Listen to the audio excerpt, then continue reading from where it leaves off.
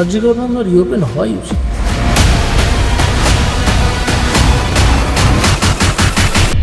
বিচারপতি থেকে তিনি হয়ে গেলেন রাজনৈতিক নেতা। স্বাগত জানাই জাস্টিস অভিজিৎ গঙ্গোপাধ্যায়। এইটা যখন আমি প্রথম কেসটা যখন এলো দেখলাম এত দুর্নীতি, এটা সিবিআই দিয়ে তদন্ত করাতে হবে, পুলিশকে দিয়ে করলে কিছু হবে। আপনার কি মনে হয়েছিল যে এরম একটা নির্দেশ দিলে তার একটা ব্যক্তিগত বা একটা প্রফেশনাল মূল্য হয়তো আপনাকে দিতে হতে পারে? এই মামলায় এখনো পর্যন্ত কোনো অগ্রগতি আমি দেখতে পাচ্ছি না। ইডি সম্ভবত ওনার বাড়িতে একটা 21শে জুলাইয়ের পরের দিন 22শে জুলাই রাত্রিরে একটা রেড করে এবং ওনার বান্ধবীর বাড়ি থেকে প্রচুর টাকা পয়সা, গয়না এবং অন্যান্য জিনিস সেসব পায়। আমি অলরেডি সিদ্ধান্ত নিয়ে নিয়েছিলাম যে আমি একটা পলিটিক্যাল পার্টিতে জয়েন করব। তমলুক থেকে আপনি ৭৭,০০০ ভোটে জয়ী হয়েছিলেন। তো আপনার জয়ের পেছনে আপনার কি মনে হয় কিছুটা সেই এলাকার রাজনৈতিক পরিস্থিতিও কাজ করেছে? বেকার সমস্যা এত অ্যাকিউট, এত কাজের সুযোগ এত কম যে বহু ছেলে শিক্ষিত তারা কিছুই করতে পারছে না। আরজিকর মামলা রিওপেন হওয়াই উচিত। এর আগেই মামলা না সিবিআই এর পক্ষ থেকে দেখাশোনার দায়িত্বে ছিলেন সীমা পাহুজা, তার শাস্তি হওয়া উচিত। কিন্তু তিনি কোনো তদন্ত করেননি, না করে কলকাতা পুলিশের যা রিপোর্ট সেটাই সে বেরিয়ে দিয়েছে এবং গিয়ে একটা ঘর দেখিয়ে এসেছে যেটা তালাবন্ধ, যেটা সিবিআই কোনোদিন করেনি। শোনা গেছে ওই ঘরে অনেক প্রমাণ আছে। ভাবুন তো, একজন মানুষ সরকারি চাকরি ছেড়ে আইনজীবী হয়ে গেলেন, তারপর আইনজীবী থেকে হয়ে গেলেন বিচারপতি, এবং বিচারপতি হিসেবে তার এজলাসে একের পর এক এমন মামলা আসতে শুরু করলো যা পশ্চিমবঙ্গের অন্যতম সব থেকে বেশি আলোচিত করাপশন কেসেস। একের পর এক এরকম কেসে তার রায় আসতে শুরু করলো। কিন্তু তারপর আর একটা আরো বড় ট্রানজিশন, বিচারপতি থেকে তিনি হয়ে গেলেন রাজনৈতিক নেতা। ইলেকশন লড়লেন, ইলেকশন জিতলেনও। এটা কিন্তু শুধু একটা ক্যারিয়ার গ্রাফ নয়, এটা এমন একজন মানুষের জীবনের গল্প যিনি বারবার নিজের কমফর্ট জোনের বাইরে বেরিয়েছে। বেঙ্গল রিহ্যাবিলিটেশন গ্রুপের অফিসিয়াল পডকাস্ট শোনা কথাতে আজ এমনই একজন মানুষ আমাদের অতিথি। স্বাগত জানাই জাস্টিস অভিজিৎ গঙ্গোপাধ্যায়কে। নমস্কার। আচ্ছা, যে প্রশ্নটা দিয়ে শুরু করব সেটা হচ্ছে যে আপনার ক্যারিয়ার তো শুরু একজন WBCS অফিসার হিসেবে। সেই কাজ ছেড়ে দিয়ে যখন আপনি আইনজীবী হলেন, মানে যে কোনো মধ্যবিত্ত বাঙালি সরকারি চাকরি ছেড়ে দিয়ে অন্য কিছু করতে তো ভয় পাবে, কারণ সরকারি চাকরির একটা সম্মান আছে, নিরাপত্তা আছে। এই ডিসিশনটা আপনি নিলেন কিভাবে? মানে তখন আপনি কি ভেবেছিলেন? তখন আমি দেখলাম যে তখন যে রাজনৈতিক দল ক্ষমতায় ছিল তাদের যারা পঞ্চায়েত প্রধান, উপপ্রধান, এরকম সব লোকজন, তাদের আচার আচরণ আমাদের প্রতি একদম ঠিক ছিল না। তাদের ধারণা আমাদের চাকর বাকর হয়ে এসেছি। আচ্ছা, মানে সিভিল সার্ভিসের প্রতি। তো তখন আমার একটু ইগোয় লাগলো যে এত কষ্ট করে একটা চাকরি পেলাম, পরীক্ষা দিয়ে এত পড়াশোনা করে, আর এই পঞ্চায়েত প্রধানরা টেবিলের ওপর পা তুলে এরকমভাবে কথা বলছেন। ঠিক আছে, আমার একটু খারাপ লাগলো। পরে দেখলাম যে এই জায়গাটি এরকম, এখানে ওই পলিটিক্যাল সাইডের লোকেরা যে হুকুম করবে সেটাকেই মানতে হবে। এরকমভাবে আমি একদিন ঘেরাও হয়ে গেলাম। ওখানে IPF বলে একটা রাজনৈতিক দল ছিল, IPF, Indian people's front, Kanu সান্যালের দল। তারা আমাকে একদিন ঘেরাও করলো। তার কারণ হচ্ছে যে যাদের পাট্টা পাওয়ার কথা আইন অনুযায়ী, তাদেরকে পাট্টা না দিয়ে কিছু লোককে দিতে হবে যাদের নিজস্ব জমি আছে। আমি বললাম এসব হবে না, পাট্টা যার পাওয়ার কথা শুধুমাত্র সেই পাবে, অন্য লোক পাবে না বলে আমি সেদিন চলে এলাম আমার অফিসে। পরের দিন অফিসে গেলাম যে এই করছে, টাকা চাইছি, ও তো টাকা চাইছি বলে দেওয়া তো সবচেয়ে সোজা। সেসব করলো। আমি তখন ভাবলাম যে এবার এখানে থেকে লাভ নেই। আমাকে কিছু সিনিয়রও বললেন, যারা সিনিয়র অফিসার ছিলেন, যে আপনি কালিয়াগঞ্জ থেকে, আমি তখন কালিয়াগঞ্জে পোস্টিং, আপনি কালিয়াগঞ্জে চাকরি করেন আর রায়গঞ্জে থাকেন, এটা ডিস্টেন্সটা 30-32 কিলোমিটার। এই সময় যখন আপনি সন্ধ্যাবেলা ফিরছেন, যে কেউ বাস থেকে আপনাকে নামিয়ে নিয়ে যাবে জন করে, নিয়ে গিয়ে গলাটা কেটে থানতে ফেলে রেখে দেবে, কেউ জানতে পারবে না। তো যাচ্ছে এগুলো করবেন না। চাকরি ছাড়ার কথা তারা কেউ বলেন। চাকরি ছাড়ার কথাটা আমিই ভাবলাম যে আমার যেহেতু একটা প্রফেশনাল ডিগ্রি আছে এবং আমার বন্ধুবান্ধবরা সবসময় আমাকে এনকারেজ করতো, যে কুকির বন্ধুবান্ধবরা সবসময় এনকারেজ করতো যে কোর্টে চলে আয়, এইভাবে আর সময় নষ্ট করিস না, ওই চাকরি চাকরি করেও কিছু হবে না। তো আমি খানিকটা তাদের কথায় তাদের কথায় ইনফ্লুয়েন্স হয়ে এবং খানিকটা ঝুঁকি নিয়ে চাকরিটা ছেড়ে দিলাম এবং ওয়েট করলাম কতদিন বাদে, 20-25 দিন বাদে আমার লাইসেন্সটা হয়ে গেল, এনরোলমেন্ট হয়ে গেল, পেয়ে গেলাম। আমি তারপরে প্র্যাকটিস করতে শুরু করলাম। এই সময়টা আমার কোনো ভয় হয়নি। কিছুদিন বাদে, 7-8 বছর বাদে, আমি যখন দেখতে পাচ্ছি যে আমি ক্রমাগত একটা মিডিওক্রিটিতে চলে যাচ্ছি, নেক্সট লেভেলটা রিচ করতে পারছি না, তার অনেক কারণ থাকে।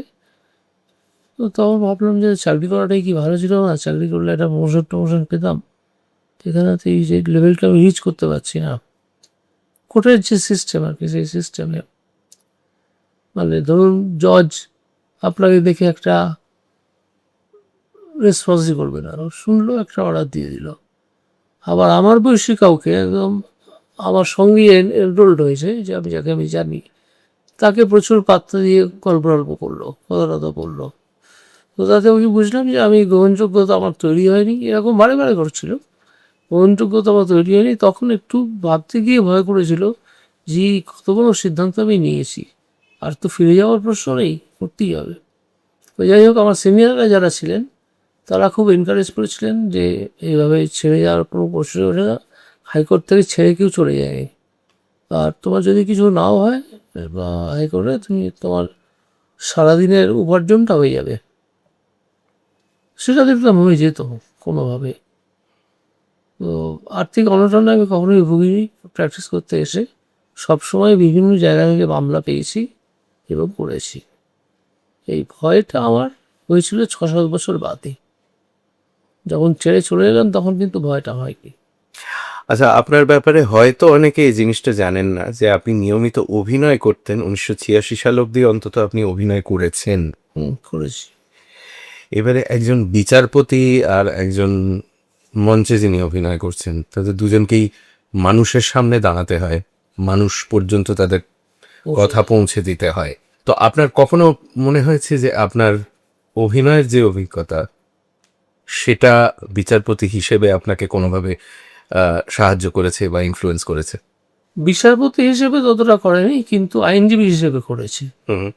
আইনজীবী হিসেবে জেস্চার, পশ্চার, বডি ল্যাঙ্গুয়েজ তার একটা দাম আছে জজকে সহজে বোঝানোর জন্য। যেমন ধরুন, আমি যদি বলি যে ডান দিকে 50 জন দাঁড়িয়ে আছে, বাঁ দিকে 50 জন দাঁড়িয়ে আছে, তাহলে আমি ডান দিকে 50 জন, বাঁ দিকে 50 জন, এইভাবে বলবো। ঠিক আছে? কোনো কোনো সময় কোনো জেস্চার নেবো যা থেকে জজ বুঝবেন যে এ একটু নার্ভাস হয়ে গেছে। ঠিক আছে? এটাও কিন্তু অভিনয়, যে নার্ভাস হয়ে যাওয়া এটাও কিন্তু অভিনয়, যে সত্যিকারের নার্ভাস আমি হইনি। এটা না হলে জজকে ইনফ্লুয়েন্স করা যাচ্ছে না, জজকে তো ইনফ্লুয়েন্স কোনো একটা বার করতে হবে। এই সবগুলো আমার খুব সাহায্য করেছে আইনজীবী হিসেবে, বডি ল্যাঙ্গুয়েজে। আর জজ জজ হিসেবে কিন্তু আমার খুব একটা কিছু সহায়তা করেনি। আচ্ছা, তবে এটা এই জিনিসটা আমার সত্যিই জানা ছিল না যে এত কিছু করতে হয় একটা কেস লড়ার সময়, মানে বডি ল্যাঙ্গুয়েজ ইত্যাদি এত কিছু ভাবতে হয়। নিশ্চয়ই বডি ল্যাঙ্গুয়েজের ওপর জজ সবসময় লক্ষ্য রাখে। আপনার বডি ল্যাঙ্গুয়েজ যদি এরকম হয় অফেন্সিভ,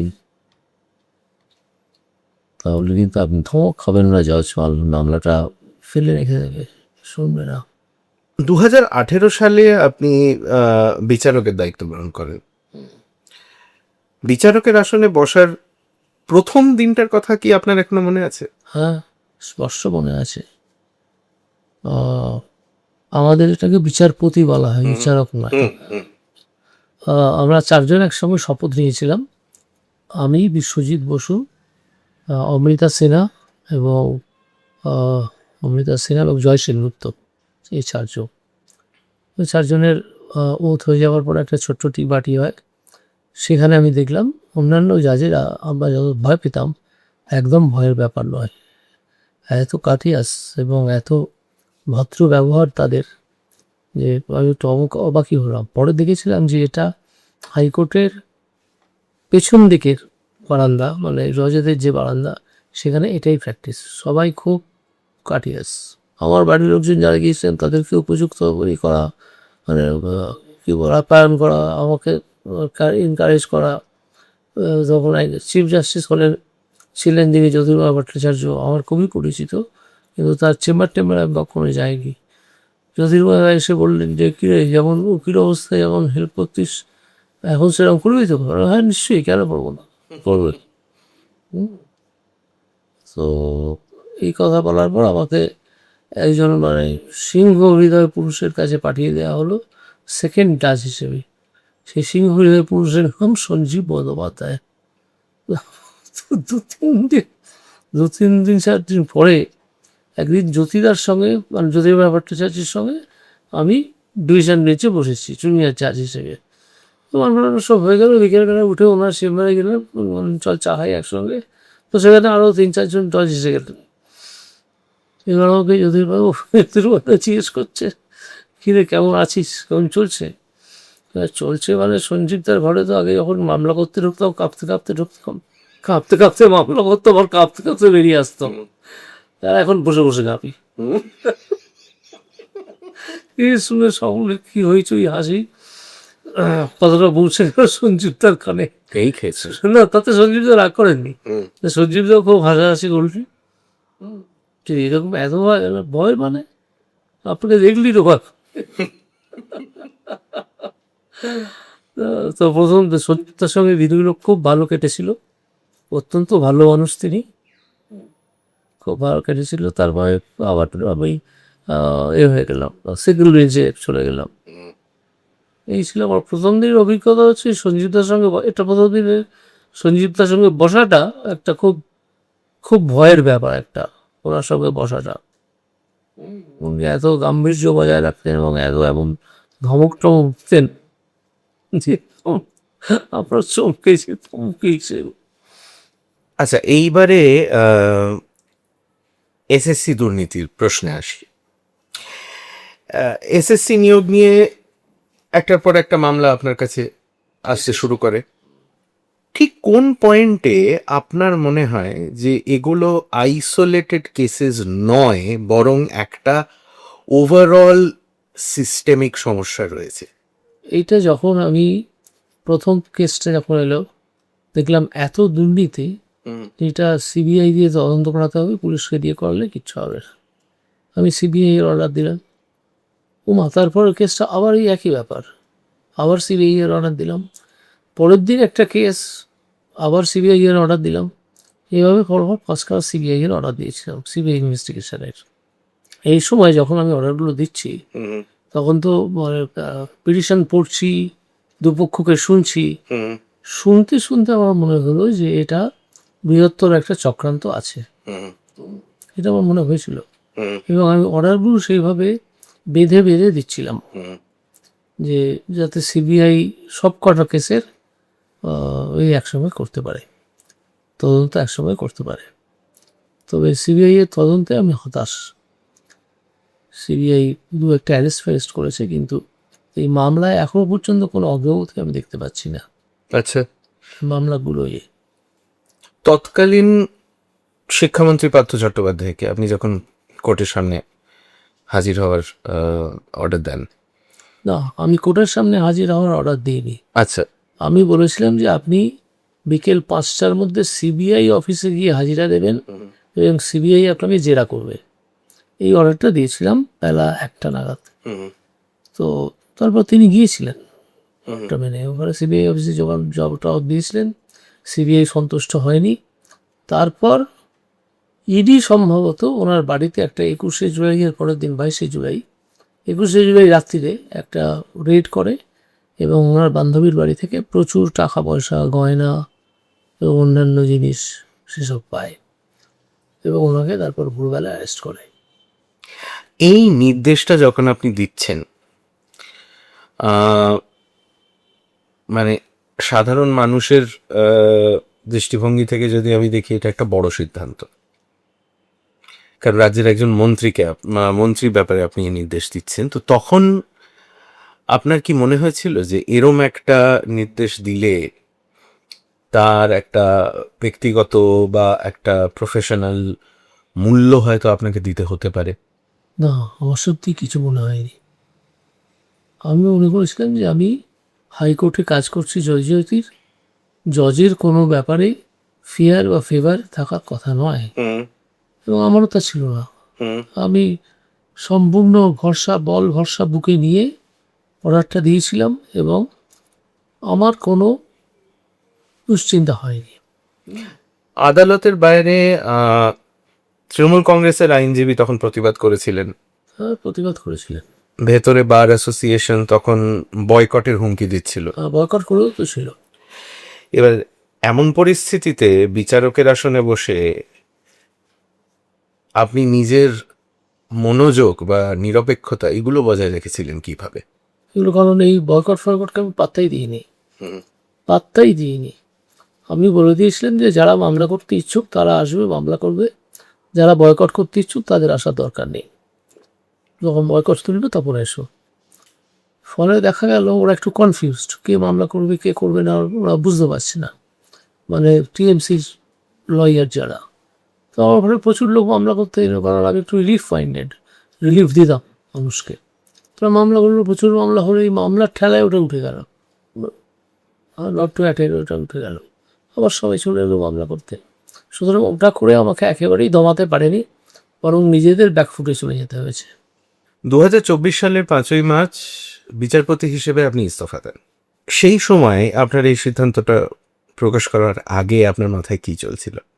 মাথায় চলছিল সেটা হচ্ছে যে মামলাগুলো অনেক দূর পর্যন্ত শুনেছি, সেইগুলোকে যদি শেষ করতে পারতাম তাহলে ভালো হতো, কিন্তু সেটা করে ওঠার সময় আমার হাতে ছিল না। তার কারণ হচ্ছে আমি অলরেডি সিদ্ধান্ত নিয়ে নিয়েছিলাম যে আমি একটা পলিটিক্যাল পার্টিতে জয়েন করব, এবং এই কথাটা আমি আমার বন্ধু জয়মাল্য বাগচি তাকে বলেছিলাম, আমি সিদ্ধান্ত নিয়েছি। জয়মাল্য তখন আমাকে খুব তিরস্কার করেছিল যে তুমি এই সিদ্ধান্তটা জজ হিসেবে নিতে পারো না, তাহলে তোমার জজিয়তি করার মেয়াদ শেষ, তুমি ছুটি নিয়ে নাও, তারপর রিজাইন করো।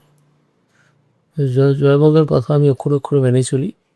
আমি রিজাইন করে ছুটি নিয়ে নিই 7 দিনের জন্যে, তারপরে এসে রিজাইন করে উঠে যাই, কোনো মামলা আমি আর শুনিনি। কিন্তু আরো অনেকেও তো আপনার এই সিদ্ধান্তর সমালোচনা করেছিলেন, রাজনীতিতে আসার সিদ্ধান্তকে। তো যারা সব থেকে ভোকাল ছিলেন আপনার এই সিদ্ধান্তের সমালোচনা করা নিয়ে, তাদের উদ্দেশ্যে যদি আজকে কিছু বলতে পারতেন, কি বলতেন? তাদের উদ্দেশ্যে বলতাম যে নিজের কাজে মন দিন, নিজের চরকায় তেল দিন। আচ্ছা, একজন বিচারপতি হিসেবে আপনার তো একটা নির্দিষ্ট ক্ষমতা ছিল, একটা ইনস্টিটিউশনাল সাপোর্ট ছিল। আপনি যখন রাজনীতিতে আসছেন ঠিক সেই জিনিসটা তো থাকছে না। আপনার কতটা ক্ষমতা থাকবে, আপনার পেছনে কতটা সাপোর্ট থাকবে, সেটা নির্ভর করছে আপনি ইলেকশনে জিততে পারছেন কিনা, আপনার দলের নিজস্ব ডিসিশনস, এই সমস্ত কিছু। তো তখন আপনার মনে হয়নি যে এটা একটু বেশি ঝুঁকি নেওয়া হয়ে যাচ্ছে? না, মনে হয়নি। কারণ আমি দেখলাম সেটা হচ্ছে যে আমি শিক্ষা ডিটারমিনেশন বলে, কেউ শিক্ষা নেবেন, কেউ মিউনিসিপ্যালিটি নেবেন, কেউ মেট্রোভিহিকল নেবেন, এই ডিটারমিনেশনটা চেঞ্জ করে আমাকে পাঠিয়ে দেওয়া হলো লেবার ডিটারমিনেশনে। সেখানেও আমি রাত্রি 12টা কোর্ট বসিয়েছি, ঠিক আছে, সেখানেও ছাড়ি নেই। তো আমি দেখলাম যে আমার ওই যে জায়গাটা দুর্নীতির যে জায়গাগুলো আমি ধরছিলাম, সেই মামলাগুলো পাঠিয়ে দেওয়া, মামলাগুলো থেকে আমাকে সরিয়ে দেওয়া হলো। এবং সেই সরিয়ে দেওয়ার পেছনে দিল্লির ওই খুব খ্যাতনামা লোকজন তারা ছিলেন বলে আমি পরবর্তীকালে বুঝতে পেরেছি। তো তখন আমি দেখলাম যে আর এখানে থেকে কী হবে, চলে যাওয়াই ভালো। আমার আর বাকি ছিল 6 মাস। আমি স্যাক্রিফাইস করলাম, করে রাজনীতিতে জয়েন করলাম। আমি তো রাজনীতিতে জয়েন করার জন্য কোনো টাকা পয়সা নিইনি বা পাইনি, রাজনীতি করে জয়েন করলাম। তারপরে আমাকে দল থেকে বলা হয়েছে তোমাকে ভোটে দাঁড়াতে হবে ওইখানে তমলুকে, তুমি তমলুকে চলে যাও, কলকাতা থেকে লাভ নেই দেওয়ার। তো আমি তমলুকে চলে গেলাম। শুভেন্দু অধিকারী মশাই আমাকে একটা ফ্ল্যাটের ব্যবস্থা করে দিলেন, চমৎকার ফ্ল্যাট, এবং আনুষঙ্গিক অন্যান্য সব ব্যবস্থা করে দিলেন। আমি সেখানে থাকতে শুরু করলাম এবং ভোটের প্রচার শুরু করলাম। এটা হয়েছিল। আচ্ছা, আমি একটা ব্যক্তিগত কৌতূহল থেকে একটা প্রশ্ন করি আপনাকে। আপনার সঙ্গে এতক্ষণ কথা বলে আপনার ব্যাপারে একটা যে ইমপ্রেশন তৈরি হচ্ছে সেটা হচ্ছে you are very soft spoken. Not at all. কিন্তু রাজনৈতিক নেতাদের তো আমরা দেখেছি সেই ব্রিগেডে ভাষণ দেওয়ার সময় আমরা অমুক তমুক করে। আমি একেবারেই সফট স্পোকেন নই। তো আপনার প্রচারের সময় কখনো প্রচারের সময় এমন কথা আমি বলেছিলাম যে ইলেকশন কমিশন আমাকে একদিনের জন্য সাসপেন্ড করেছিল, ও যে একটা দিন তুমি প্রচার করতে পারবে না। আচ্ছা, তবে সেটা ছিল একেবারে ভোটের লাগোয়া একটা দিন। সেই দিনটা প্রচার করা তেমন প্রয়োজনও ছিল না। তো আমি তার বিরুদ্ধে একটা মামলাও করেছি হাইকোর্টে পেন্ডিং। যে ওই অভিযোগ আমাকে করা হলো আর যে কথাগুলো অর্ডারে লেখা হয়েছে সেইগুলোর মধ্যে কোনো সাজুজ্য নেই। তো সেই জন্যে এই মামলাটা আমি করলাম। এই কথাগুলো বাদ দেওয়া দরকার। সেই মামলাটা এখনো পড়ে আছে, হয়তো কিছুদিন বাদে তুলব মামলাটা। তমলুক থেকে আপনি ৭৭,০০০ ভোটে জয়ী হয়েছিলেন। এবার এই যে নির্বাচনী প্রচারের কথা হচ্ছে, নির্বাচনী প্রচারের সময় যিনি প্রার্থী তিনি তো আর ৫টা সাধারণ মানুষের থেকে জনসংযোগ তো তার অনেকটাই বেশি হয়।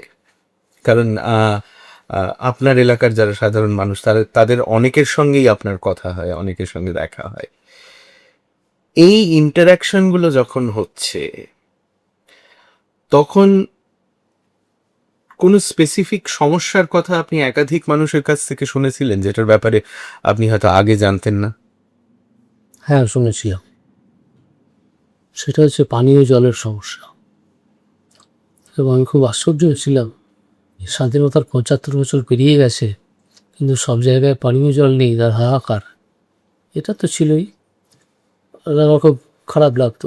সেই জন্য আমি এমপি হয়ে প্রচুর জলের সংযোগ দেবার অর্ডার দিয়েছি। আমি পাস করেছি, এমপি ল্যান্ডের টাকা দিয়েছি। বেশি টাকা লাগেও না, ২ লাখ টাকায় একটা সাবমার্সিবল পাম্প হয়ে যায়। আচ্ছা, হ্যাঁ, তো সেটা করার অনেক অনেক জায়গায় হয়েও গেছে। আর যেটা খারাপ লেগেছিল সেটা হচ্ছে ভয়ঙ্কর বেকার সমস্যা এত অ্যাকিউট। কাজের কাজের সুযোগ এত কম যে বহু ছেলে শিক্ষিত, তারা কিছুই করতে পারছে না। তাদের জন্য কিছু একটা হওয়া দরকার। এই যে রাজ্য সরকার ১ লক্ষ লোকের চাকরি দেবে বলে বলেছে, ১ লক্ষ, তাদের মধ্যে তারা তো নিশ্চয়ই যাবে, কিন্তু সবাই তো পাবে না। সারা পশ্চিমবঙ্গ থেকে হবে, এটা তাদের কোয়ালিফিকেশান যা থাকবে সেই অনুযায়ী তারা করবে, পরীক্ষা দেবে। কিন্তু যারা পেল না তারা ভেঙে যেন না করে, এটা একটা আমার বার্তা। যারা পাচ্ছে না তারা যেন ভেঙে না করে আবার পরের বছর দেবে। বয়স থাকবে, যতদিন বয়স থাকবে ততদিন দিতে পারবে, তার মধ্যে চাকরিটা হয়েও যেতে পারে। পূর্ব মেদিনীপুরে অনেকেই বলে যে ওখানে একটা আলাদা রাজনৈতিক সমীকরণ রয়েছে। তো আপনার জয়ের পেছনে আপনার কি মনে হয় কিছুটা সেই এলাকার রাজনৈতিক পরিস্থিতিও কাজ করেছিল? বিরুদ্ধে কাজ করেছিল। বিরুদ্ধে বিরুদ্ধে কাজ করেছিল, কারণ ওখানে একটা বিরাট সংখ্যক তৃণমূলের সমর্থক ছিল। আমাদের সমর্থকরাও ছিল, কিন্তু তারা অনেকটা শান্ত থাকতো। কখন তৃণমূল মারবে, কখন পুলিশ তুলে নিয়ে যাবে। একজনের এগেন্সটে ৭৭-৭৮টা করে পুলিশ কেস ছিল। আচ্ছা, তো তারা তো ফুল থ্রোটেড সাপোর্ট আমাকে দিতে পারতো না। ওই যখন গেলাম মিটিংটা হলো, আমাকে স্বাগত জানালো, এরকম সব হতো। তো এই আর কি বললেন আমাকে? আপনার জয়ের পেছনে ওই এলাকার জয়ের পেছনে তখন শুভেন্দুবাবুর তৈরি করা সংগঠন বিজেপি, তাদের সহায়তা আমি পেয়েছি। এটা শুভেন্দুবাবুর কৃতিত্ব। আর এখন একটা কথা শুনছি ইদানিং, গত ২ মাস ৩ মাস, যে ওখানে আমি যদি না দাঁড়াতাম তাহলে ওই সিটটা হাতছাড়া হয়ে যেত। আচ্ছা। সুতরাং আমাকে দেখেও কিছু লোকটাকে ভোট দিয়েছে, সেটা আমার মনে মনে জানা, যে আমাকে দেখে কিছু লোক ভোট দিয়েছে, আমি জানতাম কারা দেবে, তারা দিয়েছে। তারা আমার কথা দিয়েছিল 35,000 মতো ভোট তারা দিয়ে দেবে আমার হয়ে, ঠিক আছে। তো নিশ্চয়ই তারা 35,000 ভোট দিয়েছে, এবং সেই দলটা আর কেউ না, বিক্ষুব্ধ সিপিএম তারা 35,000 ভোট অন্তত আমাকে দিয়েছে। আচ্ছা, আদালতের কাজ করার অভিজ্ঞতা আপনার রয়েছে, এখন এমপি হিসেবে কাজ করার অভিজ্ঞতা আপনার রয়েছে। এই দুটোর মধ্যে যদি একটা তুলনা করতে হয়, দুটো কাজের মধ্যে শক্ত বেশি আপনার কোনটা মনে হয়, স্ট্রেস বেশি কোন কাজে? এই পলিটিক্সে। কেন বলছেন? কারণ ওখানে কোর্টে এমন একটা ডিসিপ্লিন তৈরি করা আছে, তার বাইরে কেউ যাবেও না, কেউ যাওয়ার কথা ভাবতেও পারবে না। আর এখানে কোনো ডিসিপ্লিন নেই, একসঙ্গে 2,000 মানুষ এসে আপনার ঘাড়ের উপরে ঝাঁপিয়ে করতে পারে। তাও আমি খুব কড়া হাতে চালাই পুরো এলাকাটা। তো সেখানে ছেলেমেয়েরাও খুব ভদ্র, তারা এসব কিছু করে না। তো রাজনীতিতে একটা সংঘাতের ব্যাপার সবসময় আছে, মানে ফিজিক্যাল সংঘাত, যেটা কোর্টে একদম নেই। যদিও তারা একদিন ফিজিক্যালি আমাকে মারতে এসেছিল কোর্টে, তৃণমূলের এরা পেপার ওয়েট, জুতো এসব নিয়ে ছুবে বলে এসেছিল। কিন্তু আমি মঞ্চে উঠেই, মানে যে রস্ট্রামটায় আমাদের উঠে বসতে হয়, উঠেই সব সাংবাদিকদের বলেছিলাম আপনাদের মোবাইলগুলো ভিডিও চালু করব। তারা চালু করায় এরা পিছিয়ে যায়, যে কে ছুটছে ধরা পড়ে যাবে। তো এই খবরটাই পেয়েছিলাম যে তো অনেকে পেপার ওয়েট, কেউ জুতো, কেউ পচা ডিম এসব নিয়ে দাঁড়িয়ে আছে। তো আমি যে মুহূর্তে এইটা বললাম এবং সেই সাংবাদিকরা এটা ওপেন করলেন, সঙ্গে সঙ্গে সব স্থিমিত হয়ে গেল। তখন সাধারণ কথাবার্তায় দিয়ে বোঝাতে চাইল যে আপনি যা করছেন সব ভুল করছেন, কেন করছেন। তো তাদের নেতা হয়ে এক ভদ্রলোক এসেছিলেন, তিনি আইন করেন না, মানে প্র্যাকটিস করেন না, প্র্যাকটিস চলে গেছে। একটা সময় তার বিফ থাকে না, তিনি গণ্ডগোলগুলো অর্গানাইজ করেন। আচ্ছা। তিনি তখন আবার হাইকোর্টের বারের প্রেসিডেন্ট। ও বাবা। তিনি ছিলেন, অন্যান্য সিনিয়র অ্যাডভোকেটও ছিলেন। তার মধ্যে আশ্চর্য হচ্ছে কল্যাণ ব্যানার্জি ছিলেন। কিন্তু আমি যাওয়ার সময় যখন তর্কটা জমে উঠেছে, ওই ভদ্রলোকের নামটা বলেই দিচ্ছে, অরুণব ঘোষে, তখন কল্যাণদা আমাকে এরকম দূরে দাঁড়িয়েছিলেন, কল্যাণদা আমাকে ইশারা করছেন এরকম করে, তুই চুপ থাক। কল্যাণদার সঙ্গে আমরা কলের সঙ্গে এরকম সম্পর্ক, তুই তো গাড়ির, আমি তো বারের মেম্বার ছিলাম, মানে তুই চুপ থাক বললো। আমি চুপচাপ রইলাম, ব্যাপারটা তারপর সীমিত হয়ে গেল, কমে গেল। তো আমার ওই চেষ্টাটা কল্যাণদা খুব ভালো লেগেছিল। কল্যাণদা একটা মানে অভিভাবকের মতো ব্যাপারটাকে সামলাতে চাইছে। খুব ঝঞ্ঝাট হয়েছিল, খুব। আমাদের রাজ্যে ইতিহাস, সংস্কৃতি, প্রতিভা, এসব কোনো দিক দিয়েই তো আমরা কম নই। না, অথচ তা সত্ত্বেও মানুষকে এই রাজ্য নিয়ে অনেক অভিযোগ করতে শোনা যায়। আপনার এতদিনের যে অভিজ্ঞতা হয়েছে রাজনীতিতে, তার ভিত্তিতে কি আপনার মনে হয়েছে যে কোনো বিশেষ সমস্যা রয়েছে যেটা আমরা সবাই জানি, কিন্তু সেটা নিয়ে আমরা খোলাখুলি আলোচনা করতে চাই না? দেখুন, একটা বিষয় আছে, দুর্নীতি, সেটা আমরা সবাই জানি। কিন্তু যেহেতু দুর্নীতিটা আছে, সেটাকে ব্যবহার করে আমরা কিছু সুযোগ ও সুবিধাও পাই, ঠিক আছে। তো সেই কথাটা কিছুদিন বাদেই বন্ধু মহলে বা সোসাইটিতে ছড়িয়ে পড়ে যে আমি এই কাজটা করিয়ে এনেছি। কিন্তু তিনি এত সন্তর্পণে বলেন যে কাজটা কত টাকা দিয়ে করিয়েছি বা কাকে টাকাটা দিয়েছি, সেই কথাটা বলেন না। ওইটুকু বলেন যে আমি কাজটা করিয়ে এনেছি, ঠিক আছে, টাকা খসেছে, কিন্তু কাজটা হয়ে গেছে। এই দুর্নীতির যারা করছেন, এই টাকা নিয়ে কাজ করছেন, তাদের নাম টামগুলো যদি সামনে আসতো তাহলে খানিকটা সুবিধে হতো। আমার সামনে এরকম 3-4টে নাম এসেছিল, আমি তাদেরকে আমাদের যে আমাদের একটা বোর্ড আছে, মানে পশ্চিমবঙ্গ সরকারের, ওটার নাম হচ্ছে, নামটা ভুলে যাচ্ছি, সেখানে পাঠিয়ে দিয়েছিলাম। ও সেই তদন্ত আবার চালু হয়েছিল। তারপরে এখন কি হয়েছে আমি আর জানি না। আচ্ছা, এবার এটা খানিকটা আমারও জানতে ইচ্ছে করে, কারণ এই অভিজ্ঞতাটা আমার নিজের নেই। একজন সাংসদের অফিস ঠিক কিভাবে কাজ করে? মানে ধরুন তমলুকে আজ কারোর রাস্তা নিয়ে বা জল নিয়ে বা পেনশন নিয়ে সমস্যা হলো, তো তার মনে হলো যে তার সাংসদের সঙ্গে যোগাযোগ করা দরকার। এবার প্রসেসটা কি, মানে কাজটা ঠিক কিভাবে হয়? প্রসেসটা অন্য সময় যেটা হতো, আজও সেটা মানুষের মনে রয়ে গেছে, যে এমপির কাছে যেতে হলে বোধহয় একটা দালাল ধরতে হবে, একটা দালালকে ধরে এমপির কাছে যেতে হবে। কিন্তু আমি এতদিনে বিভিন্ন জায়গায় বিভিন্ন মিটিংয়ের শেষে এই কথা বলেছি যে আমার কাছে যেতে কোনো দালাল ধরতে হবে না, সরাসরি চলে যাবেন, নাম লেখাবেন, আমি এদিন এসেছি, আপনাকে সিরিয়াল ডেকে নেওয়া হবে, ও মানে ডাক্তারের চেম্বারের মতো। আপনার সিরিয়াল ডেকে নেওয়া হবে। তো সেটাই আমি প্র্যাকটিস করি, এবং এখন মানুষ বুঝে গেছে যে দালাল নেওয়ার প্রয়োজন নেই। ঠিক আছে, 1 নম্বর। আর দ্বিতীয় হচ্ছে, এই মানুষ আসার পরে যে কাজটা নিয়ে এলেন, ধরুন পেনশন সংক্রান্ত বিষয়, আমি যে পেনশন সংক্রান্ত যে অথরিটি আছে তাকে হয়তো একটা চিঠি সঙ্গে সঙ্গে লিখে দিলাম, কিন্তু আমি সঙ্গে সঙ্গে কাজ করি, মানে ফেলে রাখি না, লিখে টাইপ করিয়ে সই করে ছেড়ে দিলাম, আমি সব জমা দিয়ে দিই ঘরে গিয়ে, তারপর দেখা যাবে। রাস্তার ব্যাপারে যারা আসেন তারা একটা এস্টিমেট নিয়ে আসেন তৈরি করে, অ্যাপ্রুভড বাই নির্মাণ সহায়ক বা কোনো সিভিল ইঞ্জিনিয়ার। তারা এসে বলে এই রাস্তাটার জন্য আমার 12 লক্ষ টাকা লাগবে। তো আমি বলি 12 লক্ষ টাকা তো দিতে পারবো না, তাহলে আরও অন্যদের দেওয়া যাবে না, আপনাকে আমি 4 লক্ষ টাকা দিচ্ছি, তার মধ্যে যতটা হয় শুরু করুন, পরের বছর আবার 4-5 লক্ষ টাকা দেবো। এইভাবে খানিকটা খানিকটা করে রাস্তা বহু জায়গায় হয়ে গেছে। এইভাবে কাজ করে। আর কোনো অভিযোগ যদি কারোর নামে থাকে তাহলে সেটা আমি ডিল করি না, সেটা আমি পাঠিয়ে দিই জেলা সভাপতির কাছে, তো আপনি পলিটিক্যালি এটাকে ডিল করুন।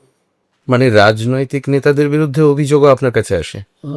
আসে, আচ্ছা। আমি সেগুলো ডিল করি না, কারণ আমি তো সংগঠনে যেটুকু আছি, কিন্তু আসল সংগঠনটা তো জেলা অফিস থেকে দেখা হয়, সেই জন্য বেশি সভাপতির কাছে পাঠিয়ে দিই ওগুলো। আচ্ছা, কিন্তু ধরুন যেদিন আপনি বসেছেন, একের পর এক মানুষ আসছেন, মানে আমার প্রচন্ড আনন্দ হয়েছে বলে তো আমি সাংসদের কাছে যাব না, আমার কিছু একটা সমস্যা হয়েছে বলেই আমি সাংসদের কাছে যাব। যে সারাদিন ধরে মানুষের অভিযোগ শুনছেন, মানুষের কষ্ট শুনে যাচ্ছেন আপনি, তার আপনার ওপর একটা মানসিক প্রভাব পড়ে না?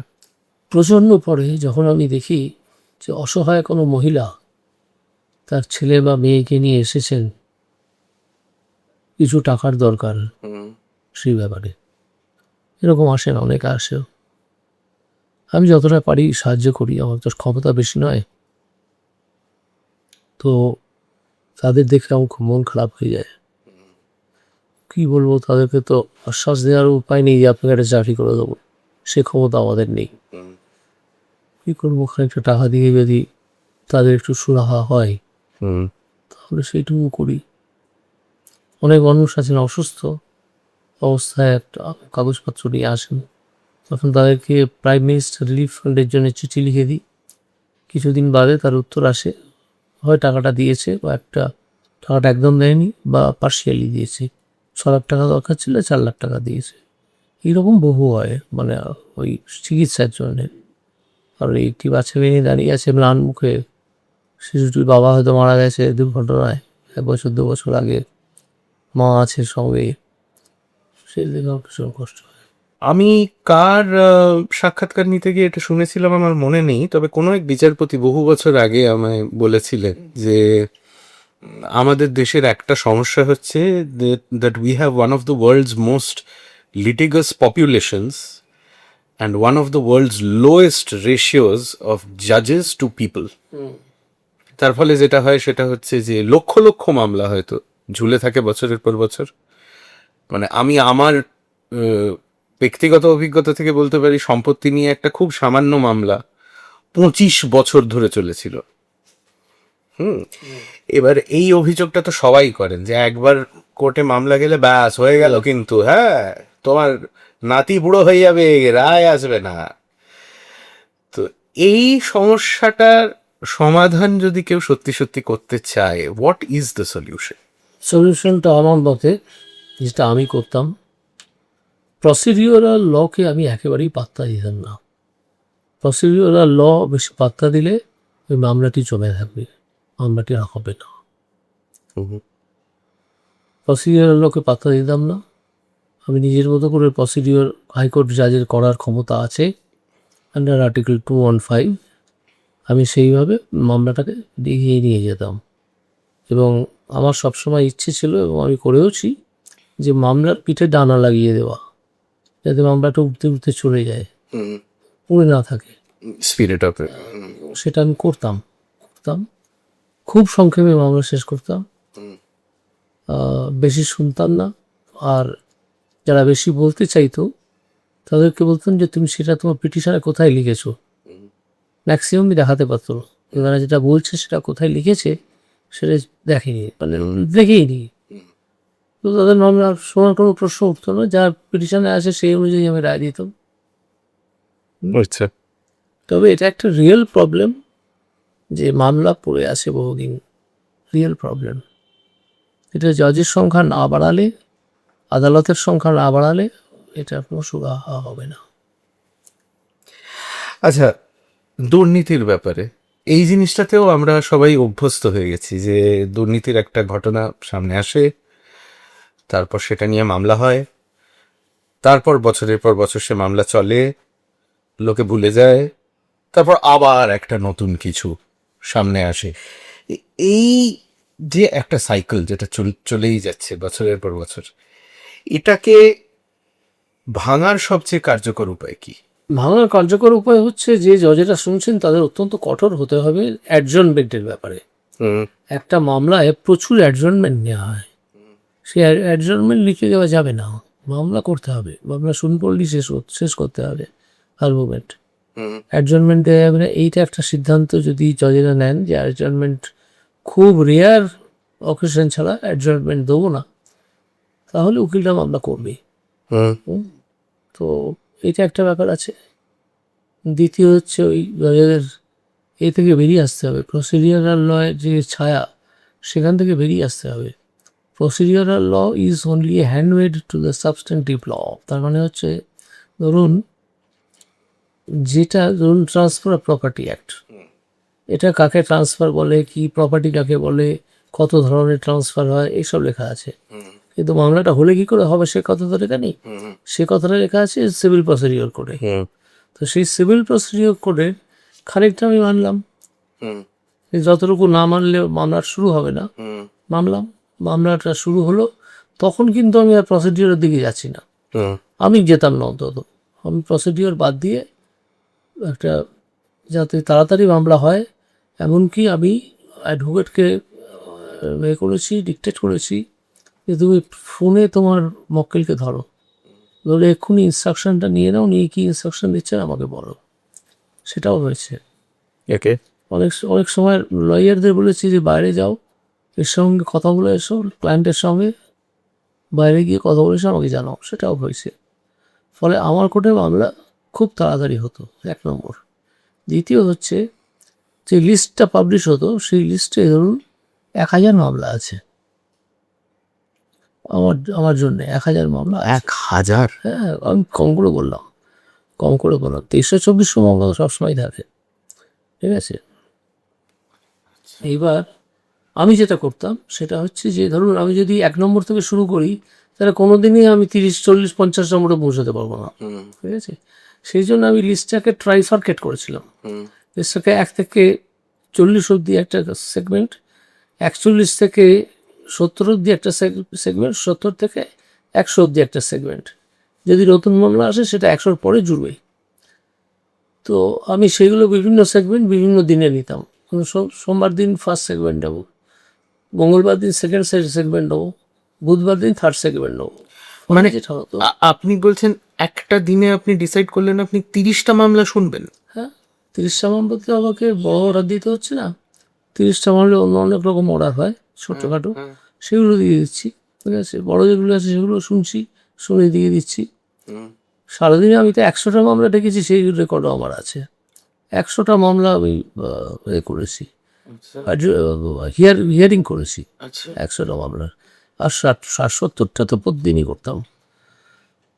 তো এইটা আছে। এবং যদি আইনজীবীর অ্যাডজমেন্ট কম নেন তাহলে মামলা তাড়াতাড়ি হবে। আইনজীবীদের অ্যাডজমেন্ট নিতে দেওয়ার জন্যে কোর্টের একটা ভূমিকা থাকে, অ্যাডজমেন্ট থেকে চাইছে ও দিয়ে দিই, এটা ঠিক না, এত অ্যাডজমেন্ট দেওয়া ঠিক না। সিভিল প্রসিডিওর কোডেই আছে 3টের বেশি অ্যাডজমেন্ট একটা মামলায় হবে না। তো সেটা কোনো কম্পালসারি নয়, যেটা একটা ডিরেক্টোরিয়াল, সেটা ভেঙেও অনেকে 50টা বলতে অ্যাডজমেন্ট দেন। আপনি দেখতে পাবেন মানে 50 বার 50 পরের ডেট। তার বেনিফিট নিশ্চয়ই কেউ পান। আর তারপর সানি দেওয়ালের সেই বিখ্যাত ডায়লগ, তারিখ পে তারিখ পে তারিখ। তো আমি সেই তারিখ পে তারিখ দেখলেই কিন্তু খেপে উঠতাম। দেখলাম লোয়ার কোর্টের অর্ডারে তারিখ পে তারিখ আছে, সেটা আমি আর তারিখ দিতাম না, মামলা করো। সোজা বাংলা ভাষায় বলতাম মামলা হবে, মামলাটা করো, যদি না করো আমি নিজেই করে দিচ্ছি। তো এইসব কঠোর ব্যবস্থা আমার কোর্টে ছিল।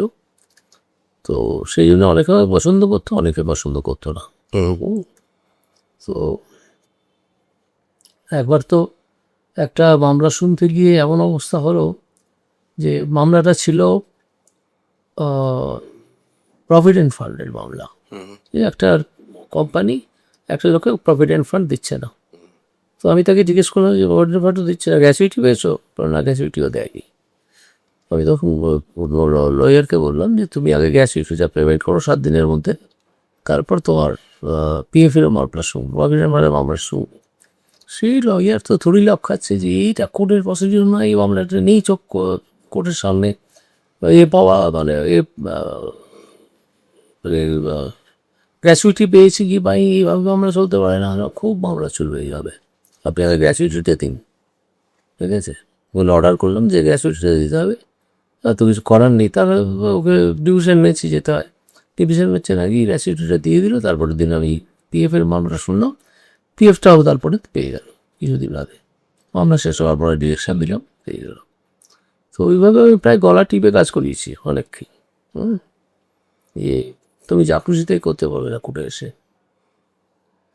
এইসব পড়তাম। আচ্ছা, এবার একটা একেবারে অন্য বিষয়ে প্রশ্ন করি। ধরুন 25 বছর বয়সী একজন তরুণ বা তরুণী, আইডিয়ালিস্টিক, সে সত্যি সত্যি দেশের জন্য কিছু করতে চায়, সে কোন পথে চলতে পারে, কি করতে পারে? প্রশাসনের দিকে যেতে পারে, না বিচার ব্যবস্থার দিকে যেতে পারে, না একেবারে রাজনীতিতেই চলে আসতে পারে? সত্যিকারের কঠিন প্রশ্ন।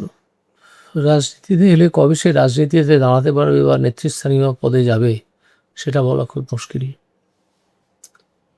আদালতে মামলা করতে যদি যায় উকিল হয়ে, তাহলে তাও কিছুটা কাজ করতে পারবে, অনেকটাও করতে পারে। পাবলিক ইন্টারেস্ট লিটিগেশন করে একজন খুব নাম করেছে, সেরকম করতে পারে পাবলিক ইন্টারেস্ট লিটিগেশন। আর প্রশাসনে গেলে কোনো সুবিধে নেই। প্রশাসনে গেলে উপরমহল থেকে যে বাড়তি যে অর্ডারটা আসবে সেটা আপনাকে ডটেড লাইনে সই করতে হবে। প্রশাসনে কিছু করার নেই। প্রশাসনে আপনি ম্যাটারটাকে এগিয়ে নিয়ে গেলেন, ম্যাটারটাকে ফেলে রাখতে পারেন, ডিলে করতে পারেন, তো ম্যাটারটাকে এগিয়ে নিয়ে যাচ্ছেন, সেটা প্রশাসনে গেলে হবে না। আপনি তো সেই আরেকটা সংলাপ মনে করিয়ে দিলেন, আতঙ্ক ছবিতে ছিল, তুই পুলিশের চাকরিটা ছেড়ে দে, আর কতদিন রাজনৈতিক নেতাদের তাবেদারি করবি। মানে সিচুয়েশনটা সত্যিই তাই আপনি বলছেন? একদম সত্যিই তাই, সত্যিই তাই। আচ্ছা, এইবারে আমাদের র্যাপিড ফায়ার রাউন্ড, ঠিক আছে? পরপর প্রশ্নগুলো করছি, আপনি সংক্ষিপ্ত উত্তর দেবেন। প্রথম প্রশ্ন হচ্ছে, আজও সবচেয়ে বেশি মনে পড়ে কোন মামলার কথা? হ্যাঁ আছে, এরকম মামলা আছে। একটি অন্ধ ছেলের মামলা। সে ফিজিক্যালি হ্যান্ডিক্যাপ সার্টিফিকেট নিয়ে চাকরি যাইতে এসেছিল, চাকরিটা হয়নি, তখন সে কোর্টে এসেছিল। কোর্টে আমি মামলাটা ডিফেন্ড করছিলাম, মানে আপনি ছেলেটির বিরুদ্ধে? সেটির বিরুদ্ধে। মামলাটা আমি জিতি, জেতার পরে যখন কোর্ট থেকে রুম থেকে বেরোচ্ছি, আমি দেখি আমার আদার সাইডে যে অ্যাডভোকেট ছিলেন তাকে আমি চিনি খুব ভালো। সে একটি ছেলেকে সান্ত্বনা দিচ্ছে যে আমি তোকে ডিভিশন বেঞ্চে নিয়ে গিয়ে করিয়ে দেবো। এবং আমি দেখলাম যে ছেলেটির একটা চোখ সত্যিই অন্ধ, সত্যিই কানা। তার ফিজিক্স, তার সার্টিফিকেটটা দিয়েছে জাল, কিন্তু চোখটা সত্যিকারের কানা। আমি তখনই ওই অ্যাডভোকেটকে ডাকলাম, ডেকে বললাম তুমি 25 দিনের মধ্যে রিকলিং অ্যাপ্লিকেশন পাবো, আমি আমার ক্লায়েন্টের সঙ্গে কথা বলছি যাতে ওর পক্ষে করে ইন্টারভিউটা নিয়ে নেয়। তো সে করলো। জজকে আমি বললাম যে আমি ছেলেটিকে দেখেছি, আজকে হাজিরও আছে, ও সত্যি সত্যি ওর এইটা একটা চোখ কানা, সুতরাং ও 60%-এর বেশি হ্যান্ডিক্যাপনেস। তখন এই মামলাটা করা উচিত, অ্যালাউ করা উচিত। তো জজ অ্যালাউ করে দিলেন, বললেন ঠিক আছে, তোমরা ভালোই আর্গুমেন্ট করলে। তো করার পরে আমি অনেক দিন পরে, 6 মাস 8 মাস বাদে, হঠাৎ একদিন ওই ছেলেটির ওই উকিলের সঙ্গে দেখা হয়। এমনিতে রোজই দেখা হয়, সেদিন একটু সময় ছিল হাতে। করে বললেন যে হ্যাঁ, তোর ক্লায়েন্টের খবর কী? বললো মারা গেছে। মানে ওর তো যক্ষা ছিল, তো ও তো যতদিন না চাকরি পেয়েছে ওষুধ খেতে পেত না, ওষুধ কিনতেও পারতো না। তো চাকরি পাওয়ার পরে ওষুধ টষুধ কিনে চিকিৎসা হতো, কিন্তু সেটা সাকসেসফুল হয়নি, মারা গেছে। এই মামলাটা আজও আমাকে হট করে, এই মামলাটা। কোনো সিনিয়র বিচারপতির দেওয়া এমন কোনো অ্যাডভাইস যা এখনো আপনার মনে গেঁথে আছে? ও আছে, জাস্টিস ভগবতী প্রসাদ ব্যানার্জি আমাকে একবার একটা মামলা করতে গিয়ে আমি কিছু অ্যাডজেক্টিভ ইউজ করেছিলাম আমার মামলার ফেভারে। তখন উনি বলেছেন যে মামলার ফেভারে কখনো অ্যাডজেক্টিভ ইউজ করো না, তোমার যা মামলা আছে সেটা পড়ো, মামলাটা গুড ব্যাড ইনডিফারেন্ট এসব তোমায় বলতে হবে না। গুড ব্যাড না ইনডিফারেন্ট সেটা আমরা ঠিক করে রাখবো, তুমি শুধু মামলাটা করো। এটা একটা অত্যন্ত উপযোগী উপদেশ ছিল, আমি সেটা ফলো করেছি শেষ দিন পর্যন্ত। পশ্চিমবঙ্গ সম্পর্কে মানুষের সবচেয়ে বড় ভুল ধারণা কি? এখানে কাজ হয় না, মানুষ কাজ করে না। আপনি বলছেন এটা ভুল ধারণা? হ্যাঁ, এটা ভুল ধারণা। মানুষ কাজ করে, আপ্রাণ খাটে, আপ্রাণ খাটে। আপনার কর্মজীবনের সবচেয়ে কঠিন দিন কোনটা? কঠিন দিন হচ্ছে একটা মামলা যেটা শুধু আমি কেন, পৃথিবী শুদ্ধ উকিল বলবে যে এই মামলাটা অ্যালাউ হবে তরফে একটা, আর সেই মামলাটা করতে গিয়ে দেখলাম জজ ঠিক উল্টো কথা বললেন এবং মামলাটা ডিসমিস করলেন। এটা আমার এত খারাপ লেগেছিল যে আমি প্রায় কেঁদে ফেলেছিলাম। মানে এটা একটা পার্টিকুলার মামলার কথা বলছেন? সেই দিনটা আমার কাছে সবচেয়ে কঠিন দিন বলে মনে হয়েছিল। ভারতের ইতিহাসে এমন একজন নেতা যার সাহসকে আপনি সবচেয়ে বেশি শ্রদ্ধা করেন? সুভাষচন্দ্র বোস। আমি ভেবেইছিলাম তাই। রাজনীতিতে এমন কি একটা কাজ আছে যে আপনি কখনো করতে চান না? দেখুন, রাজনীতিতে থাকতে হলে দলটাকে চালাতে হলে টাকার দরকার হয়, তো টাকা তুলতে হয়। এই কাজটা আমি পারবো না। Political fund raising? টাকা ফান্ড রেজিং করা এটা পারবো না। আমি কাউকে রিকোয়েস্ট করতে পারি আপনি আমার দলকে 25,000 টাকার ডোনেশন করুন, এই পর্যন্ত। কিন্তু আমি কাটমারি নিয়ে দলে দিলাম, এটা করা সম্ভব নয় আমার পক্ষে। কেউ করেন কিনা আমি জানিও না। সোশ্যাল মিডিয়া কি আপনার মতো পাবলিক ফিগারদের কাজকে সহজ করেছে না আরো কঠিন করেছে? কঠিন করেছে, কারণ সোশ্যাল মিডিয়াতে কেউ যদি মিথ্যে কথাও বলে দেন তাহলে সেটাকে কমব্যাট করার উপায় খুব কম। কারণ আমাকে আবার সোশ্যাল মিডিয়াতে গিয়ে চিৎকার করতে হবে, যেন বক্তব্য মিথ্যে বলেছেন, ভুল বলেছেন, অমুক এইসব। সোশ্যাল মিডিয়া একটা চ্যানেল তো আছে যে আমাকে গালাগাল না করে জল খায় না। আচ্ছা, আছে, তো আমি সেগুলোকে দিয়ে ধর্তব্যের মধ্যে আনি না। সোশ্যাল মিডিয়া কাজকে কঠিন করেছে, কারণ প্রতি মুহূর্তের ছবি উঠে যায়, ছবি ওঠানো হয়, তোলা হয়, সেটা ছড়িয়ে দেওয়া হয়, মাঝে মাঝে সেটা বিকৃতও করা হয়। এটা কঠিন, সামলানো কঠিন। ওকে। একজন বিচারকের ক্ষেত্রে ইন্টেলিজেন্স, ইন্টেগ্রিটি আর কারেজ, এই তিনটে জিনিসের মধ্যে কোনটা সব থেকে বেশি দরকার? দেখুন, ইন্টিগ্রিটির কথা যেটা বললেন সেটা একজন জাজ যে যার পার্সোনাল ইন্টিগ্রিটি থাকবে এটা একটা খুব কমন কথা, জাজের পার্সোনাল ইন্টিগ্রিটি থাকতেই হবে। সুতরাং এটা নিয়ে কোনো প্রশ্ন চলে না যে ইন্টিগ্রিটি আছে কি নেই। হ্যাঁ, অসৎ জজ কি নেই? হ্যাঁ, অসৎ জজ আছে, ঠিক আছে, তো ধরাও পড়েছে কখনো কখনো। তো ইন্টিগ্রিটি নিয়ে আমি বলবো যে একজন জাজের ইন্টিগ্রিটি অবশ্যই থাকতে হবে, না হলে চলবে না। আর যেটা থাকতে হবে এই ইন্টেলিজেন্স, আর একটা কী বললেন, কারেজ, ইন্টেলিজেন্স থাকতে হবে, কারেজ ততটা দরকার নেই। সাহসের দরকার নেই বলছেন? ততটা দরকার, কারণ তাকে তো কেউ মারতে আসছে না, তাকে তো কেউ মারতে আসছে না। তিনি যা বলার লিখে বলছেন, যারা অ্যাগ্রি হচ্ছে তারা অ্যাপিলে চলে যাচ্ছে বা মেনে নিচ্ছে, সেটা এরকম। বিরোধী রাজনৈতিক শিবিরের এমন কোনো কাজ যেটাকে আপনি সত্যিই রেসপেক্ট করেন? হ্যাঁ, একটা একটু কাজ যেটা বিরোধী শিবির করেছিল বহুদিন ধরে, আমাদের দল আরও ভালো করছে সেটাই। এটা হচ্ছে লক্ষ্মীর ভাণ্ডার। লক্ষ্মীর ভাণ্ডারে সরাসরি টাকা হাতে যেত, 1,000, 1,500 বা 1,200, 1,500 এরকম। আর আমাদের দল সেটা 3,000 টাকা করছে। আরজিকর মামলা রিওপেন হচ্ছে, বা সেই নিয়ে আপনার মত কি? আরজিকর মামলা রিওপেন হওয়াই উচিত, এবং শুধু তাই না, যিনি এর আগে এই মামলাটা সিবিআইয়ের পক্ষ থেকে দেখাশোনার দায়িত্বে ছিলেন, সীমা পাহুজা, তার শাস্তি হওয়া উচিত। এবং তিনি কোনো তদন্ত করেননি, না করে কলকাতা পুলিশের যা রিপোর্ট সেটাই সে বেরিয়ে দিয়েছেন। এই ধরনের ডিসঅনেস্ট অফিসার যদি থাকেন, যে কোনো কারণেই হোক, তিনি এটা করেছেন, ঠিক আছে, পয়সা নিয়েই হোক, অন্য কিছু নিয়েই হোক, জমি ফ্ল্যাট হোক, তো অনেক কিছু দেওয়া হয় এসব করার জন্যে। তো তিনি একেবারে অপদার্থের মতো কাজ করেছেন।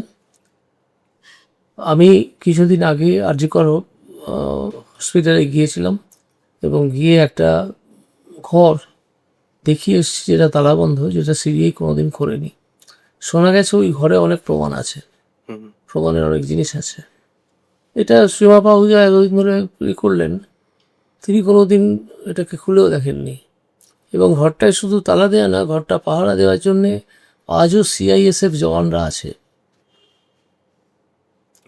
তালাটা সিবিআই এর দেওয়া। তো এটা আমার কাছে অত্যন্ত আশ্চর্যজনক লেগেছে, যে কেন এটা হবে না, দেখা হবে না কেন, ভেতরে কী আছে। যদি কিছু না থাকে হলে যদি থেকে থাকে তাহলে তো প্রমাণ হিসেবে সেগুলো আনতে হবে। একেবারেই। আমাদের আজকের অতিথি যিনি, তিনি জীবনের 4টি আলাদা স্টেজের মধ্যে দিয়ে গেছেন। সেসব কিছু নিয়ে আলোচনা তো হলোই, তবে তার বাইরেও একটা জিনিস আমি আশা করি আপনাদের সামনে নিয়ে আসতে পেরেছি। এই সোশ্যাল মিডিয়ার যুগে, যেখানে এই 30 সেকেন্ডের ভিডিও চতুর্দিকে ঘুরতে থাকে, আমাদের সকলেরই যেটা সমস্যা হয় সেটা হচ্ছে কোনো মানুষের কোনো বিষয় নিয়ে বলা কথা, তার একটা ছোট্ট clip out of context present করা হয়, সেটা চতুর্দিকে ঘোরে, সেই একই জিনিস আমরা বারবার দেখি, এবং দেখতে দেখতে সেই মানুষটার ব্যাপারে একটা ধারণা আমাদের মনের মধ্যে তৈরি হয়। তার বাইরে মানুষটা কেমন, সেটা আমি আশা করি আপনাদের কিছুটা আজকে চেনাতে সক্ষম হয়েছি। বেঙ্গল রিহ্যাবিলিটেশন গ্রুপের অফিসিয়াল পডকাস্ট শোনা কথায় আজ আমাদের অতিথি ছিলেন জাস্টিস অভিজিৎ গঙ্গোপাধ্যায়। আপনাকে অসংখ্য ধন্যবাদ নমস্কার। এতটা সময় আমাদের দেওয়ার জন্য। পরবর্তী এপিসোডে ফিরে আসবো আর একজন অতিথিকে নিয়ে। ততদিন সুস্থ থাকবেন, ভালো থাকবেন এবং ভালো গল্পে ডুবে থাকবেন। নমস্কার।